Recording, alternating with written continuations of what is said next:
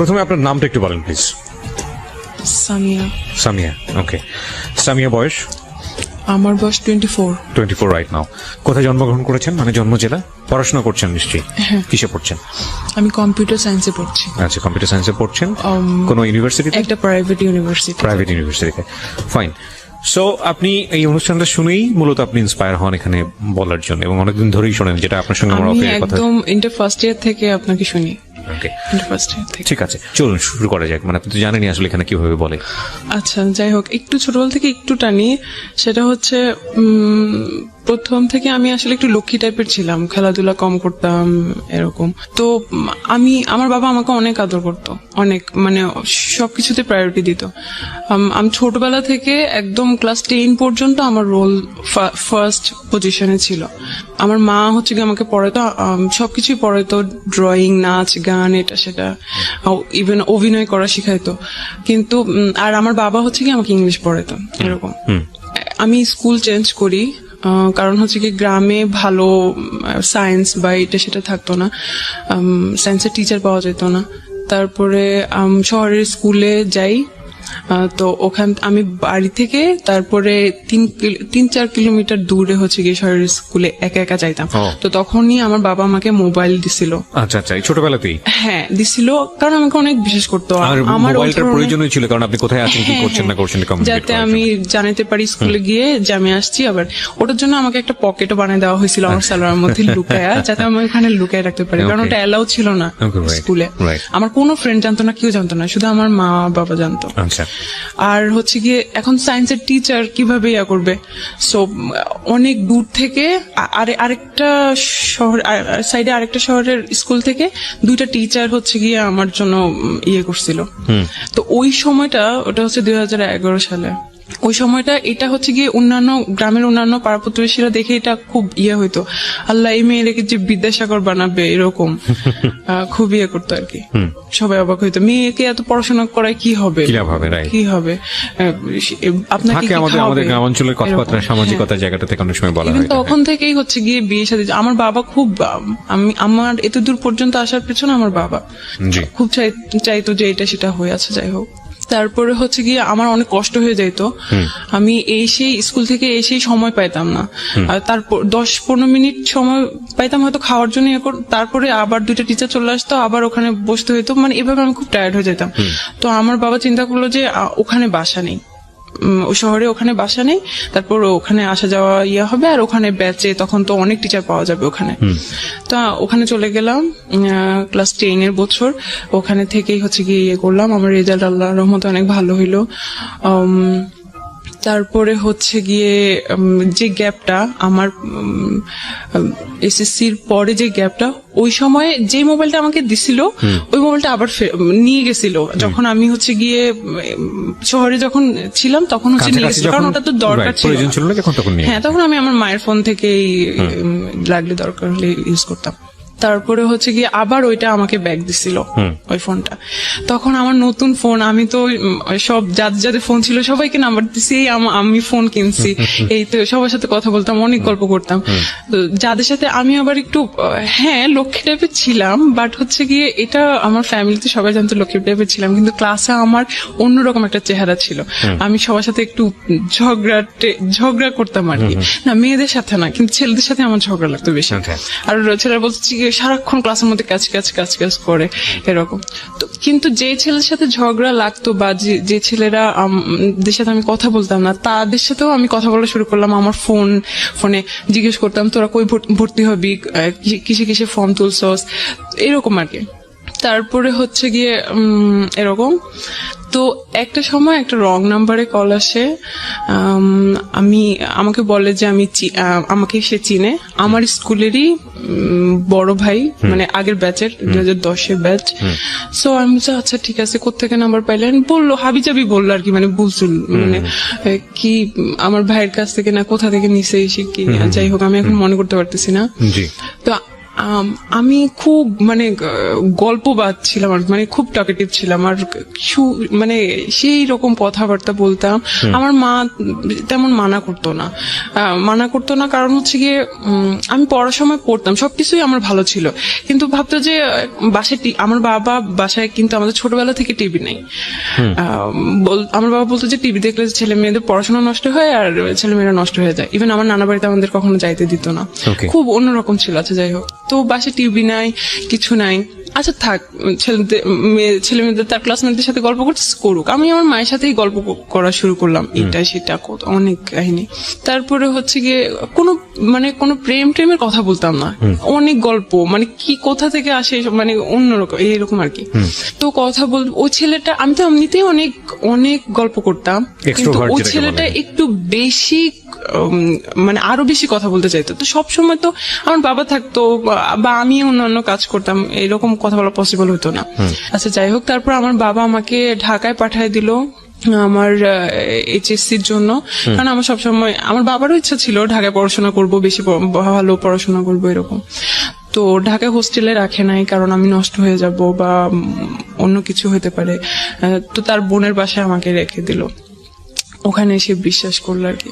তো ওখান থেকেই হচ্ছে আমার শুরু, মানে বাবা মা ছাড়া যেরকম মানে সব পেয়ে গেছি এরকম ফ্রিডম যেটাকে বলে। হ্যাঁ ফ্রিডম।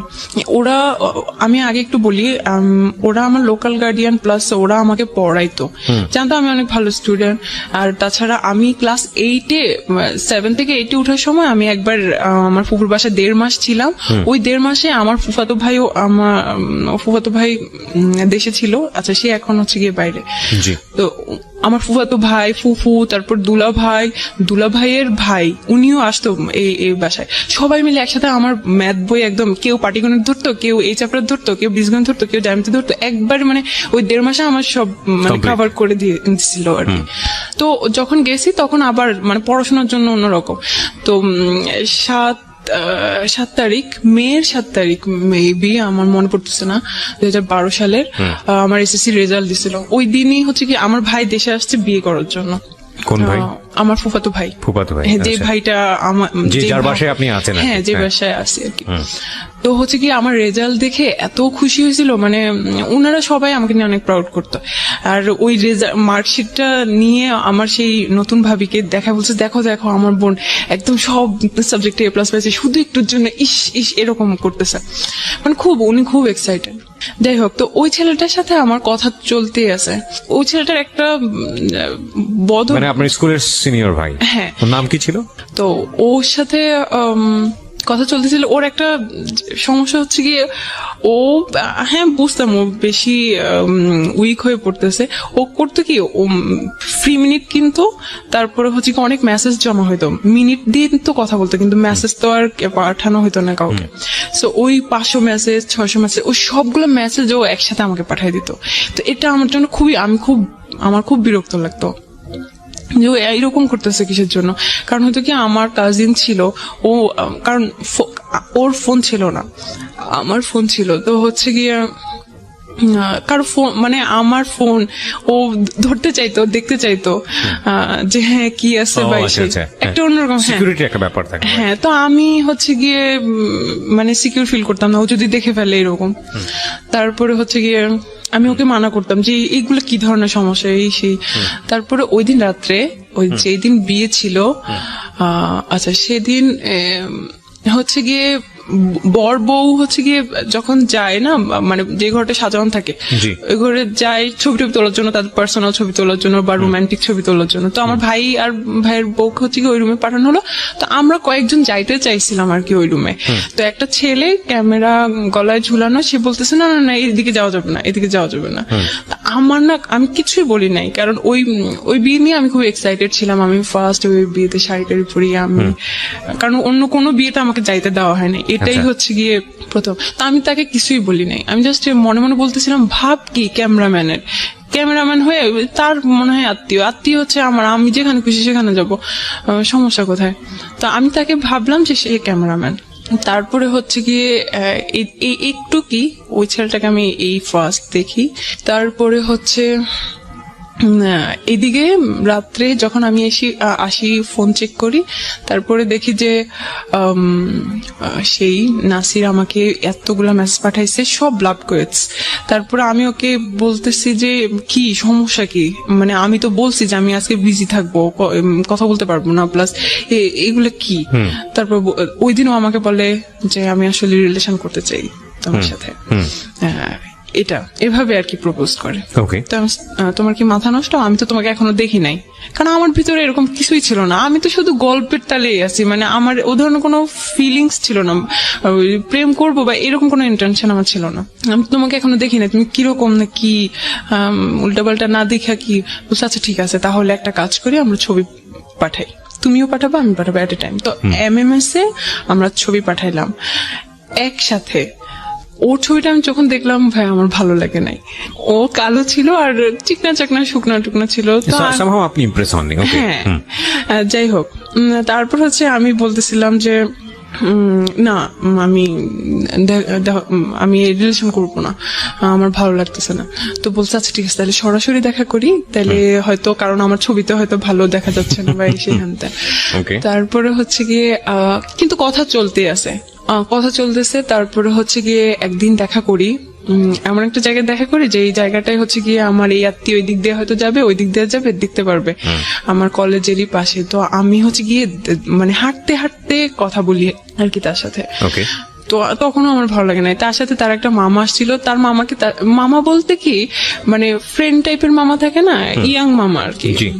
তারপরে হচ্ছে কি আমার ওর থেকে ওর মামাকেই বেশি পছন্দ হয়েছে, যে না দরকার নাই।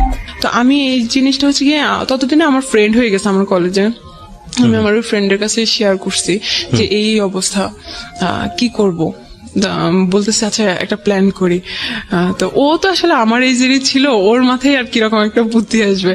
ও আমাকে বলতেছে যে আচ্ছা ওই ছেলেটাকে বল যে তুই কয়েকদিন পর মারা যাবে, তুই অসুস্থ, হ্যান ত্যান। তো আমিও ওইটাই বলছি। বলার পরে হচ্ছে গিয়ে আমি চাই না বিশ্বাস করছে না বিশ্বাস করে নাই আমি চাই না। ও আমাকে বলছে আচ্ছা ঠিক আছে, তুমি যতদিন বাঁচো ততদিনই আমি থাকবো, ততদিনে আমি ইগনোর করি আর কি ওকে, ভালো লাগে না, আমি ইগনোর করি। তারপরে হচ্ছে গিয়ে তারপর মেসেজ দিয়ে যায় অনেক ইমোশনাল, এটা সেটা। তারপরে হচ্ছে আমি ওকে ও যখন ফোন দেয় তখন আমি আমার ওই বান্ধবীকে কনফারেন্সে রাখি, আমরা ইচ্ছা মতো তাকে গালি দেই আর মানে খুব ইনসাল্ট করি যে তুই হোয়াটএভার দ্য সিচুয়েশন ইজ। আপনারা চাচ্ছিলেন যে পুরোপুরি ওকে অ্যাভয়েড করতে, কিন্তু ও ততই আপনাদের বেশি অনেক বেশি। হ্যাঁ, তারপর কি হলো? আমি ওর বান্ধবীকে দিয়ে ওকে অনেক মানে অনেক কিছু বলছি, কালো এই সেই হ্যান ত্যান, তো লজ্জা লাগে না এই সেই এগুলো আর কি। তারপর অনেক কষ্ট পাইছে, কয়েকদিন বন্ধ থাকে, আবার কয়েকদিন পর পর কল দেয়। ততদিনে হচ্ছে আমি আমার এমনি আমার যে বান্ধবী তার ফ্রেন্ডের সাথে আমার ফ্রেন্ডশিপ হয়ে গেছে, তার কিছু ছেলে ফ্রেন্ড আছে, ওদের সাথেও আমার ফ্রেন্ডশিপ হয়ে গেছে, অনেক ভালো ফ্রেন্ডশিপ। আমরা ঘুরতে যাই, ওর বার্থডে থাকে, আমার বার্থডে থাকে, ওই বার্থডেতে ঘোরাফেরা করি, ইভেন আমি তাদের সাথে কথা বলি। এটা কিন্তু আমার ফ্যামিলিতে আমার ফুফু জানে, দেখে আমি কথা বলি এসে। তো আমার ফুফু হচ্ছে কি এগুলো পছন্দ করে না, ছেলেদের সাথে এত কথা কিসের এসে, বুঝতেই পারতেছেন আমি এত কথা কিসের এসে। তো আমি হচ্ছে গিয়ে মাঝে মাঝে মনে মনে বলি আশ্চর্য, ছেলে ফ্রেন্ড তো থাকতেই পারে, সমস্যা কি সেই। কিন্তু তখন আপনি ইন্টারে ভর্তি হননি? ইন্টার ফার্স্ট ইয়ার আমি পড়ছেন। ওকে। তারপরে হচ্ছে গিয়ে এই তো কয়েকদিন পরে 3-4 মাস পরে যখন আমার ভাইয়ের বিয়ের 4-5 মাস পরে, হ্যাঁ, প্রায় যাই, 3 তলা যাই, আমার ভাবির সাথে গল্প করি, অনেক গল্প করি। তারপরে একদিন গেলাম 4-6 মাস পরে, একদিন যে দেখি ওই ক্যামেরাম্যানটা বসে বসে এরকম করে ফোন চাপতেছে। তো আমি বলছি আল্লাহ, ও এখানে কি? আমি ভাবিকে জিজ্ঞেস করছি ভাবি ও এখানে কি করে? তো বলতেছে ও তো আমার ভাই। ও আচ্ছা, ভাই মানে কি আপন ভাই? তার আপন ভাই। তা আমি বলতেছি যে ও তার আপন ভাই, কিন্তু আপনি যে ফুফু যে একটা ছবি দেখালো বাড়িতে নিয়ে গেল, ওইটা কে ছিল? বলছে ওটা আমার খালাতো ভাই ছিল। আচ্ছা, এটা হচ্ছে আমার আপন ভাই। আমি বলছি ও আচ্ছা, এর নাম হচ্ছে গিয়ে সজীব। তারপরে হচ্ছে গিয়ে আচ্ছা বুঝলাম, এই চিনলাম আর কি। তারপরে আমি আমার মতো করে কলেজ করতেছি, ফ্রেন্ডের সাথে ঘোরাঘুরি করতেছি, আড্ডা দিতেছি, পড়াশোনা করতেছি, সব আমার মতো করেই চলতেছে। মাঝে মাঝে ফুফু বকা দেয়, এটা সেটা আছে, যাই হোক। তো কয়েকদিন পরে আরো 4-5 মাস পরে আমাদের হচ্ছে গিয়ে দাওয়াত থাকে ভাবির বাসা থেকে। দাওয়াত থেকে আমাদের সবাইকে দাওয়াত দিছে। সেদিন আমার হচ্ছে গিয়ে কোচিং থাকে, ব্যাচ থাকে 3টার দিকে। তো এমন সময় ওরা যাবে, ওরা আগেই বের হয়ে যাবে। তো আমি হচ্ছে গিয়ে বলছি যে আমি চাইতে পারবো না, আমি কোচিং থেকে তাহলে যাবো। বলছে আচ্ছা ঠিক আছে, তাহলে তুই কোচিং থেকে যাস, আমরা সবাই বাসা থেকে বের হই, কারণ বাসায় তো কেউ থাকবে না। তারপর সবাই ভাবির বাসায় চলে গেল, আমি কোচিং এ চলে গেলাম। আমি কোচিং থেকে যে এখন যাব, আমি এখন লোকেশন চিনতেছি না, কারণ আমি তো একা একা যাইতেছি। তারপরে হচ্ছে গিয়ে আমি ফোন দিলাম ভাবিকে যে কোথায় এটা। ফোন ধরছে সেই সজীব ভাইয়া।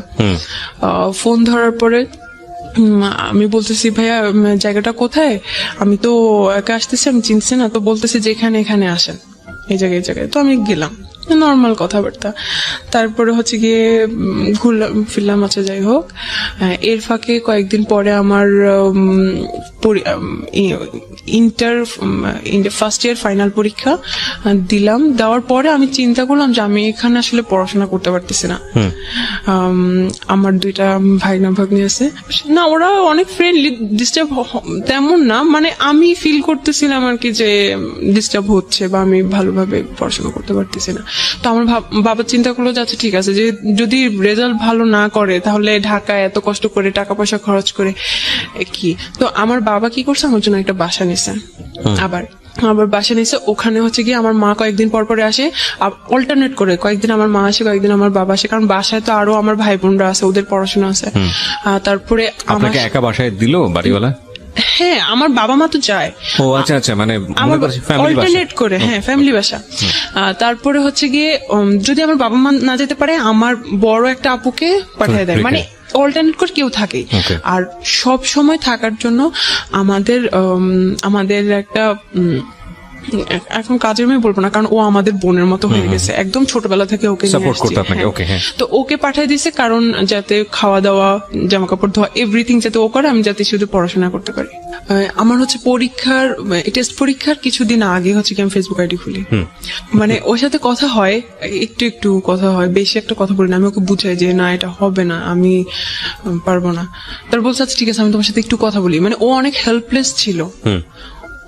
আচ্ছা যাই হোক, হেল্পলেস বলতে ও অনেক ইমোশনাল ছিল, কিন্তু কিছু করতে পারতেছে না বলে অ্যাটলিস্ট চাইতো যে অ্যাটলিস্ট তাহলে কথা বলি, এরকম।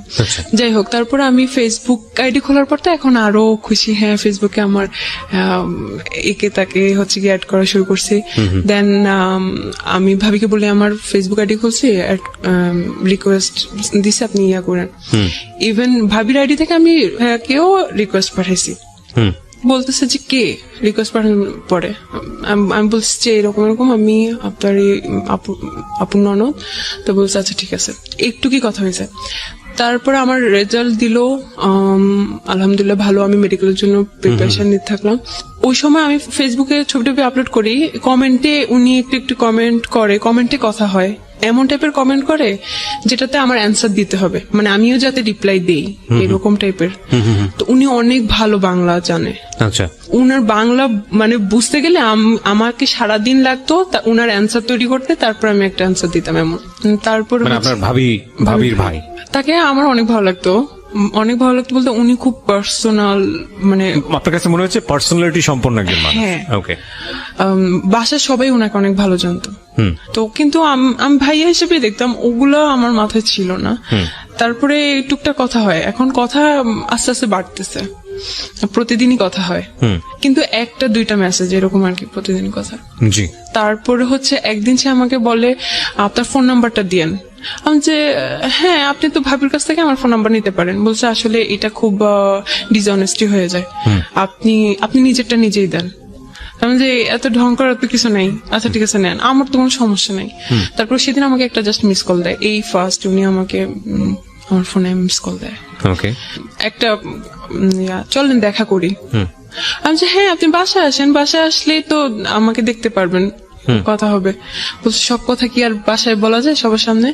তো তখন আমি বুঝলাম যে উনি ফ্লার্টিং করতেছে। তারপরে মাঝে মাঝে উনি বলতো যে আমার এই জিনিসগুলো ভালো লাগে না, ওই জিনিসগুলো ভালো লাগে না। আমি মাঝে মাঝে বলতাম উনি এত লাইকস ডিসলাইকস বলার তো দরকার নেই আমাকে। তারপর হচ্ছে গিয়ে বলতো যে বহুগামিতা, একটা মেয়ে যে অনেকজনের সাথে রিলেশন করে এট এ টাইম, এই জিনিস ওনার পছন্দ না, এগুলা বলতো। তো আমি বলছি, হ্যাঁ এগুলা তো আসলে চিটিং, এগুলো আমারও পছন্দ না। উনিও কিন্তু জানতো, উনিও দেখতো যে আমি আসলে কথা বলি, আমার অনেক ফ্রেন্ড সার্কেল আছে। আচ্ছা।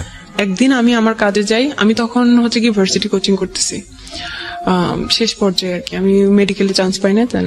তো উনি একদিন আমি বাইরে যাই আমার কোচিং এর কাজে, তখন আমাকে সেকেন্ড কল করে, আচ্ছা। বলছে আপনি কোথায়, আমাকে বেআইন বলে ডাকতো, বেআইন আপনি কই, এরকম। তা আমি বলতেছি যে এই তো আমি কাজে আসছি এখানে। বলছে আল্লাহ আপনি ওখানে দাঁড়ান, আমিও আসতেছি, দেখা করি চলেন। আচ্ছা। আমি বলছি না না দরকার নেই প্লিজ, কেউ দেখে ফেলবে, সমস্যা, বাইরে দেখা করা ঠিক না, আপনি বাসায় আসেন।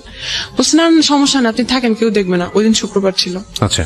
দেন হচ্ছে কি উনি আসে, আমি বলছি আচ্ছা ঠিক আছে আপনি একটু ওয়েট করেন, আমি একটু কাছে নিয়ে বলছি আচ্ছা ঠিক আছে আপনি সময় নেন। আসলে কিন্তু উনি ওখানে ছিল না, উনি একটু দূরে ছিল, ওখান থেকে আসতেছে, কিন্তু বললো যে ওখানেই আছে। তারপরে হচ্ছে গিয়ে দেখা হইলো, তো বলতেছে যে কই যাই বলেন, এখানে তো রিস্কি, এখানে তো কথা বলা যাবে না, চলেন বসি কোথাও কথা বলি। তাই আমি বলছি, কোথায় যাবেন, কাছে দাঁড়ে কোথাও, প্লিজ দূরে না।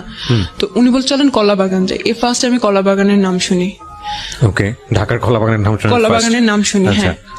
তারপরে উনি হচ্ছে গিয়ে একটা বাস নেয়, আমি বাসে কেন যাইতে হবে এত দূরে, তাইলে তা আমি ভাবছি যে আচ্ছা ঠিক আছে কাছে কোথাও। তারপর আচ্ছা ঠিক আছে, এখন বাস যাইতেই আছে আসতেছে না। তারপর আমি বলতেছি যে কি ব্যাপার এত দূরে কেন, বলছে আরে সমস্যা নেই চলে আসবে, এখন জ্যাম তো রাস্তায় হ্যান ত্যান এসে, এগুলো বলতেছে। শুক্রবার কিন্তু কোনো জ্যাম ট্যাম ছিল না, বা উনি মানে উল্টাপাল্টা বুঝাইতেছে আর কি। তো উনি এর আগে আমাকে বলছিল যে বেআইন একটা গার্লফ্রেন্ড জোগাড় করে দিয়েন, এই সেই হ্যান ত্যান। তা আমি বলতেছি আমার একটা ফ্রেন্ড আছে, প্রেম করবেন, একটা নাম ওকে আমি বললাম, ছবি দিলাম কি ওর সাথে আমার ছবি আমি ফেসবুকে অলরেডি আপলোড করছিলাম। মানে এটা তো আলটিমেটলি আপনার ফ্রেন্ড আপনাকে বলে না যে সে কারোর সঙ্গে লাভ করবে, আপনি এমনিতেই এটা বলেছেন। আমি ওকে বলতেছি করবেন নাকি, তা আমি ওকে বলবো এরকম। তো বলতেছে যে আমি ওকে বলছি যে আমার এরকম একটা বেআই আছে, এরকম বলছে, ওরে দিস আমাকে, মানে দেখি কথা বলি আগে, ইয়ে দিস ফেসবুক আইডি দিস, আমাকে বলিস রিকোয়েস্ট পাঠাতে। এখন তার ইগোতে প্রবলেম, কেন আমি রিকোয়েস্ট পাঠাবো, তাকে বললেন আমার কথা, সে জানি আমাকে রিকোয়েস্ট পাঠাবো, আমি এটা কোনো কথা, আপনি প্রেম করবেন আপনি নিজে থেকে যাই করেন, আমি এত কিছু করতে পারবো না। ওকে, তারপর এটা কি আপনার ফ্রেন্ডকে বলা ছিল নাকি জাস্ট আপনারা নিজেরাই কথোপকথন না করছেন? না আমি আমার ফ্রেন্ডকেও বলছি যে আমার একটা বেআই আছে, এরকম সে তোমার ব্যাপারে ইন্টারেস্টেড? হ্যাঁ তোকে পছন্দ করে, প্রেম করবি, তো বলছে ওকে আমাকে মেসেজ পাঠাতে বললো। তারপর আমি বলছি যে প্লিজ আপনি হাই পাঠান, তাইলে কথা বা রিকোয়েস্ট পাঠান। তো সে মনে হয় রিকোয়েস্ট পাঠাইছে কিনা আমি আসলে ভুলে গেছি, রিকোয়েস্ট পাঠাইছে মনে হয়, ও মনে হয় অ্যাকসেপ্ট করে নাই বা মেসেজের আসে বা এরকম কিছু একটা, যাই হোক। তারপরে হচ্ছে গিয়ে তো যখন বাসে আমরা পাশাপাশি বসে আছি, তখন হচ্ছে গিয়ে বলছে আপনার সেই ফ্রেন্ডটাকে আবার দেখি। তো আমি হচ্ছে কি মোবাইল নিয়ে এভাবে দেখাইতেছি আর কি, দেখেন সে কি করতেছে, মোবাইলটা কেমন যেন একটু হাতাহাতি, আমার মোবাইল টেনে নিয়ে উনি আরো ছবিগুলা চেক করতেছে। আমি বলছি ভাই এটা কি ধরনের, আপনি আমার হাতে থাকুক, আপনি এভাবে দেখেন। তারপরে আরো ছবি যে চেক করতেছে, ওখানে আমি সহ যে ছবিগুলা, ওগুলাকে ভালো করে জুম করে করে আমার ছবিগুলো দেখতেছে। হ্যাঁ এই মেয়েটাও ভালো। তারপরে হচ্ছে গিয়ে আমি বলছি দেখেন ভালো লাগতেছে না, আপনি ফোন দেন, বলে নিয়ে গেছি আমি, এরকম। যাই হোক, তারপরে ওখানে নামছি, নেমে দেখি এটা হচ্ছে ধানমন্ডি লেক আমি চিনি, ওটাকে রবীন্দ্র সরোবর বলে। আমি আমার মামা আর মামার গার্লফ্রেন্ডের সাথে ওখানে গেছিলাম। তারপরে হচ্ছে গিয়ে আপনি আমাকে ধানমন্ডি লেকে নিয়ে গেছেন, বলছে আপনি জানেন না এটাকে কলাবাগান বলে, এসে বলছে না আপনি তো আমাকে বলেন নাই। তারপর আচ্ছা যাই হোক, বলছে আচ্ছা ঠিক আছে একটু থাকি তারপর চলে যাবো। আমি আপনি আমাকে এত দূরে নিয়ে আসছেন, আমাকে এখনই যাইতে হবে, এসে এরকম আমি ইয়ে করতেছি। তারপর হচ্ছে গিয়ে ওখানে আমরা 10-15 মিনিট বসি, ওখানে যে বসি আমার মুখে মুখোশ দেওয়া ছিল, তো উনি বলছে আমি এরকম মুখ না দেখে কথা বলতে পারি না। উনি খুব কেমন যেন, মুখোশ না বলে নেকাব বলি, হ্যাঁ নেকাব ছিল, মুখোশ সাউন্ড ব্যাড। তারপরে হচ্ছে গিয়ে বলছে আমি এভাবে না দেখে কথা বলতে পারি না। আমি যত সমস্যা কি, আপনি এরকম করতেছেন কেন, এরকম হাতাহাতি করতেছেন কেন, আমার কাঁধের উপর হাত দিতেছে। সমস্যা কি, আপনি ওনার সাথে বয়সের ডিফারেন্স কত ছিল আপনার? ওনার সাথে বয়সের ডিফারেন্স হচ্ছে আমার 4 বছরের ছিল, কিন্তু একাডেমিক ভাবে ওনার বয়সের আমার সাথে ছিল 6 বছরের। ওকে, তারপরে হচ্ছে গিয়ে যে ভাই আপনি এরকম করতেছেন কিসের জন্য। তারপর উনি মনে কিছু বলতে চাচ্ছে কিন্তু কিছুই বলতেছে না, ওনার অ্যাটিটিউড গুলো আমার ভালো লাগতেছে না। আমি খুব করি, আপনি এখন যাবেন, আমার দেরি হয়ে যাইতেছে, ফুপু বকা দিবে। তারপরে হচ্ছে কি উনি একটা সিএনজি নেয়, সিএনজিতে করে আমরা যাচ্ছি, যাওয়ার সময় এখন সিএনজিতে সে আমার হাত ধরে, শক্ত করে ধরে রাখে। আমি এখন হাত ছোড়াছুড়ি করতেছি যে আপনি ছাড়েন, এমন করতেছেন কেন, আমার ভালো লাগতেছে না। তো বলছে আমার দিকে তাকাও। ওই ফার্স্ট উনি আমাকে তুমি করে বলছে, এর আগে কিন্তু আপনি আপনি করে বলতো। তারপরে হচ্ছে গিয়ে আমি দিকে তাকাও বলে হচ্ছে গিয়ে আমার হাত ওনার বুকের উপর রেখে বলতেছে, কিছুই বলতেছে না, বলতেছে ওনার দিকে তাকাইতে। আমি তাকাই দেখি যে ওনার চোখ অনেক লাল হয়ে আছে, মানে একটু পানি পানি হয়ে আছে। সিএনজি ওয়ালা তখন কি করছিল? ড্রাইভ করছিল না পিছনে? হ্যাঁ, সিএনজি ওয়ালা তো ড্রাইভ করতেছিল, এটা পিছনেই আর কি। তো আমি একটা কথা বলি, আমরা এই সবসময় তৃতীয় পক্ষ অস্বীকার করি, মানে খুব বিশেষ বিশেষ কিছু মোমেন্ট ঘটে যায় আমাদের লাইফে, প্রত্যেকের জীবনে হয়তো বা এই বিষয়গুলো আছে কম বেশি, রিক্সা এবং হচ্ছে সিএনজি, এবং আমরা সবসময় থার্ড পার্টি যেটা থাকে, যিনি রিক্সা চালাচ্ছেন কিংবা যিনি সিএনজি ড্রাইভ করছেন তাকে অস্বীকার করি এবং মনে করি যে কিছুই বোঝে না, ও কিছুই জানে না, ও এসবের একেবারে ইনভলভ না। কিন্তু আমার কাছে মনে হয় যে ও সব বিষয়গুলো খেয়াল করে। তো এটা আসলে এরকম সিনারি আমার কাছে মনে হয় যে ওই যে বলা হয় না, আমরা ছোটবেলায় দেখতাম যে গাড়িতে ওঠার পরে যে চালকের সঙ্গে কথা বলবেন না। কথা কেন বলবো না? কারণ এটা কথা বললে তার কনসেন্ট্রেশন নষ্ট হতে পারে, এটা অ্যাক্সিডেন্ট ঘটে যেতে পারে। তো আমার কাছে কেন জানি মনে হয় এইরকম সিচুয়েশন সিএনজি কিংবা রিক্সাতে ঘটানো, এটা কথা বলার চাইতেও ভয়ঙ্কর রকমের দুর্ঘটনার মুখোমুখি আমরা হয়ে যেতে পারি, কারণ তখন ফুল কনসেন্ট্রেশনটা তার পিছন দিকে চলে আসে।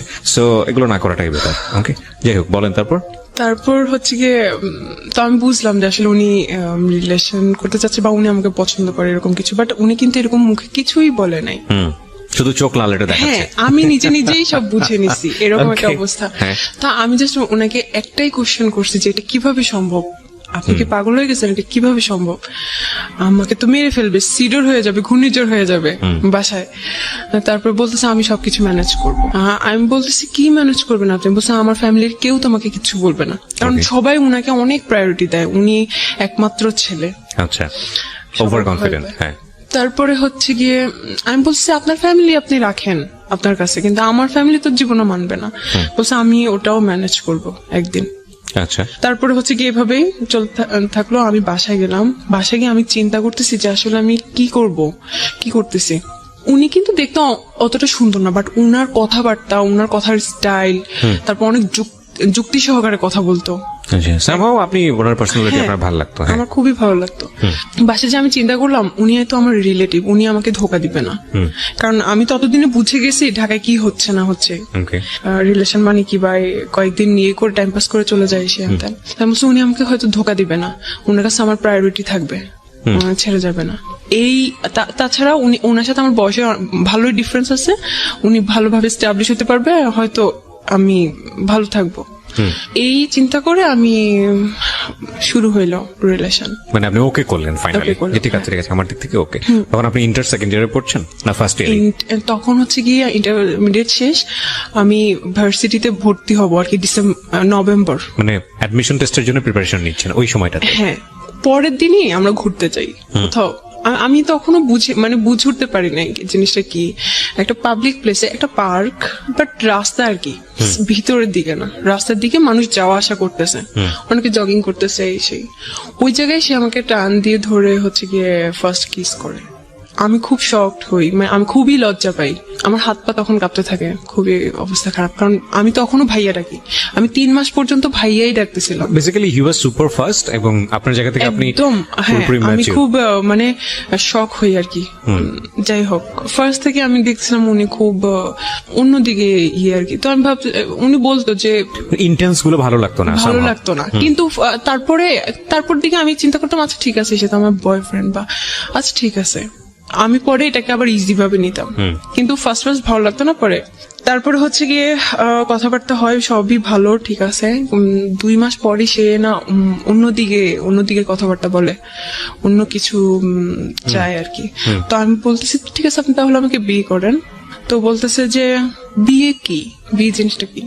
বিয়ে কি মানে? বলতেছে যে আমি যদি বলি হ্যাঁ, তুমি যদি রাজি থাকো, তাহলে এটাই বিয়ে, এটাই। এটা কোনো কথা, কোনো লিগেল কিছু নেই। সে বলছে লিগেল কি? ওটা জাস্ট আ পেপারস। তুমি তোমার বাবা মায়ের কাবিননামা দেখছো কখনো? তার মানে কি তারা লিগেল না? এরকম তুমি তোমার দাদা দাদির ম্যারেজ সার্টিফিকেট দেখছো, তার মানে ওরা লিগেল না, এরকম উদ্ভট লজিক দিত। তো মাঝে মাঝে আমি খুব বলতাম এগুলো উল্টাপাল্টা লজিক দিতেছেন কিসের জন্য। মাঝে মাঝে ইয়ে করতাম, মাঝে মাঝে ও আমাকে এমন ভাবে বুঝাই দিত যে ওটাই সঠিক, আমি ওটাই বুঝতাম। তারপরে আচ্ছা ঠিক আছে হইলো কিছু একটা। তারপরে হচ্ছে গিয়ে আমি তখন থেকে ভাবতাম ওকে সে আমার হাজবেন্ড। মানে ওর প্রস্তাবে আপনি আলটিমেটলি সামহাউ আমাকে ওভাবেই তৈরি করে নিছে, ওভাবেই আমার মাথার মধ্যে দিছে তুমি আমার ওয়াইফ, আমি তোমার ইয়ে, এটাই হচ্ছে গিয়ে বিয়ে। ওকে, সো আপনি এটা এগ্রি করেছেন? হ্যাঁ, কারণ আমাকে এমন ভাবলো, আমি যখন জিজ্ঞেস করতাম এইটা তাহলে কি, ওইটা তাহলে কি, ও ওভাবেই বুঝাই দিত সুন্দর করে। ওকে, একটা 3-4 মাস পরে হচ্ছে গিয়ে ও এগুলা আমার ফ্রেন্ড সার্কেল এগুলা নিয়ে ইয়া করতো। আমি হচ্ছে গিয়ে আমি খুব গল্প পাচ্ছিলাম, বলতাম না, আমি হচ্ছে গিয়ে ও খুব কম সময় দিত আমাকে। যদি দিনে 1 মিনিট কথা হইতো আমি ভাবতাম যে অনেক কথা হয়ে গেছে এরকম। বাট ডাকার সময় যখন দেখা করতাম, ডাকার সময় ওই পর্যন্তই, ওগুলা ঠিক আছে, তেমন কোনো কথাবার্তা নাই, শুধু ওই জন্যই ডাকতো আর কোনো কথাবার্তা নাই। ওকে, বলতো আমি বিজি, আমি অফিসে এসে হ্যানতেন। অফিস করতো, হ্যাঁ আমি বিজি এসে হ্যানতেন, আমি পারি না, বসটা থাকে সামনে, কলিগরা থাকে, কথা বলতে পারি না। তার 1 মিনিটও দিনে ইয়ে হইতো না। আমি বলতাম সিগারেট খাওয়ার টাইম তো অ্যাটলিস্ট আমার সাথে কথা বলতে পারেন। আমি আপনি করে বলতাম, কখনোই তুমি করে বলি না। অনেক অনেক সম্মান করতাম, যা বলতো তাই বিশ্বাস করতাম যে ওটাই রাইট বলতে। আর মাওলানা তারপরে হুজুর এদের বিরুদ্ধে অনেক কথা বলতে, ওদের এইসব জিনিস আমার ভালো লাগে না। এরা এখন নতুন নতুন এইসব রুলস তৈরি করে, ধর্ম ব্যবসা করে, এই সেই এগুলা। তো আমি বলতাম ও আচ্ছা হ্যাঁ ঠিক আছে, এমন ভাবে বুঝাই দিত, আচ্ছা আমি ওভাবে ইয়ে করতাম। তো আমি একদিন ওকে ইয়ে করতেছি যে আমার একটা ফ্রেন্ড অস্ট্রেলিয়ায় গেছে স্টুডেন্ট ভিসায়, ও অনেকদিন পর আমাকে ইয়ে করছে, নক করছে, আমি কথা বলতেছিলাম আমার সাথে, তখন থেকে রিয়াকশন শুরু। তো বলতেছে যে একটা ভদ্র ঘরের মেয়ে কি এরকম করে কথা বলে, তুমি তো একটা এরকম খারাপ, এই সেই। হোয়াটসঅ্যাপ বন্ধ, হোয়াটসঅ্যাপ চালাইতাম, হোয়াটসঅ্যাপ বন্ধ। মানে তখন আপনার উপরে কর্তৃত্ব খাটানো শুরু করলো? আল্লাহ, এটা তো হচ্ছে গিয়ে 1 মাস পর থেকেই, 1 মাস পর থেকে। তো আমি ভাবতাম যে এটা হচ্ছে, কারণ হাজবেন্ড তো হাজবেন্ড টাইপ, কারণ মানে আমি ভাবতাম যে হ্যাঁ ঠিক আছে, এটাই মনে হয় অনেক কেয়ার করে, অনেক লাভ করে। আমি ওটাকে খুব ইজি ভাবে দেখতাম। তারপরে হচ্ছে গিয়ে একদিনে যাওয়ার আগে আমি একটু একটা কথা বলি, সেটা হচ্ছে যে এটা বোধহয় বাই ন্যাচারালি সত্য। অ্যারিস্টোফেনাস নামে খুব বড় একজন ফিলোসফার ছিলেন, আমি যদি ভুল না করে থাকি নামটা, তার একটা লেখাতে পড়েছিলাম যে বেসিক্যালি গার্লস যে কোয়ালিটি, সেই কোয়ালিটিতে কিছু কিছু জিনিস গার্লসদের মধ্যে সেম, মানে মেয়েদের মধ্যে এই জিনিসটা সেম, মোরাললেস। সেটা হচ্ছে দে আর ভেরি মাচ ইমোশনাল, এবং আবেগ দিয়ে তাদের পুরো দুনিয়াটা নিয়ে নেওয়া যায়। হ্যাঁ, আপনি যদি মানে আমি এখানে অনেক মেয়েরাই শুনছেন, সে কারণে হয়তো বা শুনে সতর্ক হবেন। সেটা হচ্ছে একটা ছেলেকে বোঝার জন্য বা একটা মানুষকে জীবনে পারফেক্টলি নেয়ার জন্য অনেকগুলো বিষয় জাজ করতে হয়। তার আগে জীবনের শ্রেষ্ঠ সম্পদটা, যেটা আমাদের রিলিজিয়নে নিষেধ করা হয়েছে, যেটা আমাদের আইনত যায় না, সামাজিকতার জায়গা থেকেও অসামাজিক মনে করা হয়, এই বিষয়গুলো লেনদেনের জায়গাটায় না যাওয়াটাই উত্তম। কেন বলছি যে ছেলেরা, এটা অনেক ছেলেরা আছে খুব ভালো করে এটা জানে যে একটা মেয়েকে পাওয়ার সর্বোচ্চ জায়গাটা হচ্ছে তাকে ইমোশনালি ট্রাই করা, এবং একটা মানুষকে যখন ইমোশনালি উইক করে ফেলা হয় তখন তার সবকিছুই পাওয়া যায়। এবং সেক্ষেত্রে ইমোশনালি তাকে ওই হাজবেন্ড বানানো, ইমোশনালি তাকে লাভ করা, এবং তারপরে তার যেটা হাসিল করা, এবং হাসিল করে সেখান থেকে সরে পড়া, এবং এগুলো আসলে আমাদের সমাজে অহরহ হচ্ছে। আর এই স্টোরিটা আসলে কোথায় গিয়ে দাঁড়িয়েছে সেটাও আমরা দেখাবো আপনাদেরকে। আমি আরেকটু বলতে চাই, তবে সেই বলার জায়গাটা ওনার বলার পর। হ্যাঁ, ও সবসময় বুঝে তো, ও অনেক রেসপন্সিবল হাজবেন্ড, অনেক, মানে সবকিছুতে আমাকে গাইড করে। আমিও খুব হ্যাপি ও আমাকে গাইড করে। আপনি তাকে মানে হাজবেন্ড বলছেন, মানে আপনি মন থেকে তাকে হাজবেন্ড হিসেবে করে নিয়েছেন? আমি তো জানি ওটাই বিয়ে। আপনি জানেন ওটাই বিয়ে? হ্যাঁ, আমাকে তো ওভাবেই বুঝাইছে। তো আপনি ছোটবেলা থেকে দেখে আসেননি বিয়ে মানে কি? আমি দেখে আসছি, কিন্তু ও তো আমাকে পুরা সব ইয়ে করে দিছে। এখানে একটা বিষয় খেয়াল রাখবেন, যারা এই ভিডিওটা ইউটিউবে দেখবেন এবং একই সাথে যারা রেডিওতে শুনছেন, আমি খুব বিরক্ত বোধ করি একটা জায়গাটাতে, সেটা হলো আমরা সবসময় যিনি গল্পটা বলেন তাকে জাজ করি। আরে ভাই, সে আমাদের সমাজের বিচ্ছিন্ন ঘটনা না, যাকে এখানে নিয়ে আসা হচ্ছে সে বিচ্ছিন্ন ঘটনা না, তার মতো ভুল অনেকেই করেন। তার ভুলটা শুনে তাকে শুনে যাতে করে আপনি কোনো ভুল না করেন, আপনার চারপাশে যাতে কোনো ভুল না হয় সেটার দিকে খেয়াল করেন। তাকে গালমন্দ করা, আপনি আপনার জায়গা থেকে অসম্ভব রকমের সাধু একজন পুরুষ নিজেকে ভেবে বা মহিলা নিজেকে ভেবে অন্য একজনকে গালমন্দ করা, এটা কিন্তু আসলে আমাদের অনুষ্ঠানের উদ্দেশ্য না। এটা শুধু আমাদের ইউটিউবে হয় না বা অন্য ফেসবুকে, সব জায়গাতে আমি দেখি যে কোনো একটা কিছু ঘটে গেলেই সঙ্গে সঙ্গে তাকে ডিরেক্টলি গালিগালাজ করা। আরে ভাই, তার ঘটনা থেকে আমি কি শিখলাম, তাই না? এটা হচ্ছে মূল বিষয়। আর ওর বয়সটা খেয়াল করবেন, ও তখন 17-18 বছর বয়সে পড়ে এবং ইমোশনালি ওর একেবারে ইমোশনালি জীবনের সবচাইতে এক্সট্রিম মোমেন্ট। আরেকটা যেটা, সেটা হচ্ছে ওর জীবনের প্রথম লাভ, এবং মানুষ প্রেমে পড়ে কত কি করে সেটা আসলে নতুন করে বলার কিছু নাই। তবে আজকের এটা একদমই ডিফারেন্ট একটা স্টোরি। তো আমি এরকম একটা জানি, ধর্মীয় জ্ঞান যে আমার খুব ভালো আছে তা না, আমি মোটামুটি পড়েছি, আমারও খুব কনজারভেটিভ একটা পরিবারেই বড় হওয়া। আমি যতটুকু জানি যে এরকম একটা হাদিস আছে যে মেয়েদের দিক থেকে বিষয়টা এরকম যে ওই বিয়েই না যদি মেয়ের বাবা সেটাতে রাজি না থাকে এবং মেয়ের বাবা যদি বিয়েটা না দেয়, ওটা কোনো বিয়ে না। রাসূলুল্লাহ সাল্লাল্লাহু আলাইহি ওয়াসাল্লামের একটা হাদিস, আমি যতদূর জানি, আমার জানার মধ্যে ভুলও হতে পারে। আমি এরকম 2টা হাদিস জানি। হ্যাঁ, তো এটাকে আপনি পরে জেনেছেন না আগে জেনেছেন? আমি পরে জেনেছেন। তো এটা এটা এটা এটা মানে ওই বিয়েই না যদি বাপ জীবিত অবস্থায় থাকে এবং ওই বিয়েতে বাবার যদি কোনো সম্মতি না থাকে, বাপ যদি না জানে, যতদিন পর্যন্ত না জানবে ততদিন পর্যন্ত ওটা বিয়ে হয়নি। হ্যাঁ, কি ভয়ঙ্কর! মানে এটা বাংলাদেশের অনেকেই জানেন, আমি বলতে আমার গা শিউরে উঠেছে। তো আপনি যদি ধর্ম মানেন তাহলে এটাই সত্য। তো এই জায়গাটা থেকে আমি বলছি না যে আমি যেটা বলছি আপনাকে সেটা আমি খুব ভালোভাবে জানি, আমি এতটুকু জানি, আমি শেয়ার করলাম আপনার সঙ্গে, আপনি চাইলে আরো স্টাডি করে দেখতে পারেন। ওকে, তো আপনি যেটা বলছিলেন যে অ্যাজ এ হাজবেন্ড হিসেবে এটা করতে ওটা করতে, হ্যাঁ, তারপর আমি তখন আমি ওকে অনেক ভালোবাসা শুরু করছি, কারণ আমার হাজবেন্ড, অনেক ভালোবাসতাম অনেক। ও যদি বলতো যে এখন বাইর হও, কারণ ও অফিস থেকে আসতে আসতে সন্ধ্যা হয়ে যেত, আমি তখন সন্ধ্যার দিকে টিউশন করতাম, 7টার দিকে, আমার পুকুর বাসার পাশেই, আমি টিউশন করতাম, বেরো যেতাম। তো তখন মাঝে মাঝে আমি টিউশনে মিস দিতাম, অথবা আমি ফুপুকে বলতাম যে শুক্রবারে ওকে পড়াই দিব, কারণ পরে আমি মিস দিব আমার পরীক্ষার জন্য। কিন্তু ওই সময় আমি ওকে না পড়াইতে যেয়ে আমি হচ্ছে গিয়ে ওর সাথে দেখা করতাম। কোথায় দেখা করতেন? কোথাও চা খাইতে যেতাম রাস্তায়। আপনার ইন্টেন্স মোমেন্ট গুলো কোথায় পাস করতেন? ওটা ওর বাসাতে? হ্যাঁ। তোর বাসায় আর কেউ ছিল না? ওর বাসায় এমন সময় আমাকে ডাকা হতো যখন কেউ থাকতো না। ওটা খুব ব্যাড এক্সপিরিয়েন্স ছিল। আমি যে কিভাবে লুকায় লুকায় যাইতাম, ও আমাকে লুকায় লুকায় ঢুকাইতো, ওটা খুব আমি মাঝে মাঝে খুব গিল্টি ফিল করতাম যে আমি তো ওর ওয়াইফ, তাহলে আমাকে কেন লুকায় লুকায় যাও, আমি নিজে এটা চিন্তা করতাম। আচ্ছা, যাই হোক, তারপরে হচ্ছে 1 মাস পর কি হইলো, না 1 মাস পর না, 2-3 মাস পরে একদিন ওগুলো জানতো, তো ও নাসিরের ব্যাপারটাও জানলো, তারপরে আমার আরো ছেলে ফ্রেন্ডের ব্যাপারটা জানলো। জানার পরে হচ্ছে গিয়ে ও খুব সিনক্রেট করলো যে কি এগুলা তুই খারাপ, এই সেই এরকম। তো ওয়াইফ সম্পর্কের কয় বছর পরে এটা? 3-4 মাস পরে। 3-4 মাস পরেই? ওকে, 4 মাসও হয় নাই মনে হয়, 3 মাস পরে। ও একদম রাখবেই না ভাই। আমি ওই দিন কোন ছেলের জন্য আমি এতটা কান্না করছি, আমার শুধু মনে পড়ে আমি আমার দাদুর মৃত্যুতে এত কান্না করছি।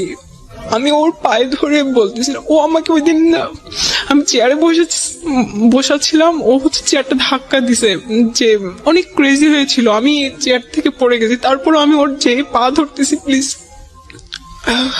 এরকম কিছু করেন না, আমার লাইফটা শেষ হয়ে যাবে। তারপরে উনি কোনোভাবেই করে নাই।